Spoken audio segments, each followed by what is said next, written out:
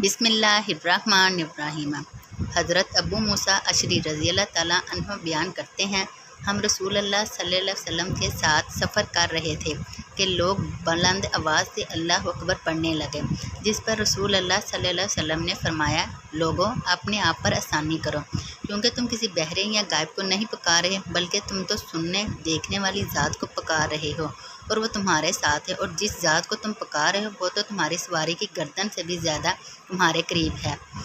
अबू मूसा रज़ी अल्लाह ताला अन्हु बयान करते हैं, मैं आपके पीछे अपने दिल में ला हौला वला कुव्वता इल्ला बिल्लाह पढ़ रहा था तो आप सल्लल्लाहु अलैहि वसल्लम ने फरमाया, अब्दुल्ला बिन कैस, क्या मैं तुम्हें जन्नत के खजाने के मुतल्लिक़ बताऊँ? मैंने अर्ज़ किया, क्यों नहीं, अल्लाह के रसूल ज़रूर बताएं। आप सल्लल्लाहु अलैहि वसल्लम ने फरमाया, ला हौला वला कुव्वता इल्ला बिल्लाह, गुनाह से बचना और नेकी करना महज अल्लाह की तौफ़ीक़ से है। मुश्कातुल मसाबी हदीस नंबर 2303।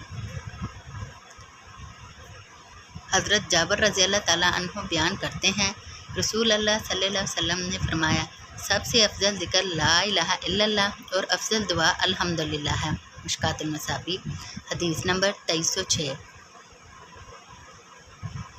हज़रत अबू सईद खुदरी रज़ी अल्लाह ताला अन्हु बयान करते हैं, रसूल अल्लाह सल्लल्लाहु अलैहि वसल्लम ने फरमाया, मूसा ने अर्ज़ किया, परवरदिगार मुझे कोई चीज़ सिखा दें जिसके साथ मैं तेरा ज़िक्र किया करूं या मैं इसके साथ तुझसे दुआ किया करूं। फरमाया, मूसा ला इलाहा इल्लल्लाह पढ़ा करो। उन्होंने अर्ज़ किया, परवरदिगार तेरे सारे बंदे इसे पढ़ते हैं, मैं तो ऐसी चीज़ चाहता हूँ जो मेरे साथ खास हो। फरमाया, मूसा अगर सातों आसमान और मेरे सिवा जहान में बसने वाले और सातों ज़मीनें एक पलड़े में रख दी जाएं और ला इलाहा इल्लल्लाह दूसरे पलड़े में रख दिया जाए तो ला इलाहा इल्लल्लाह इन पर बारी होगा।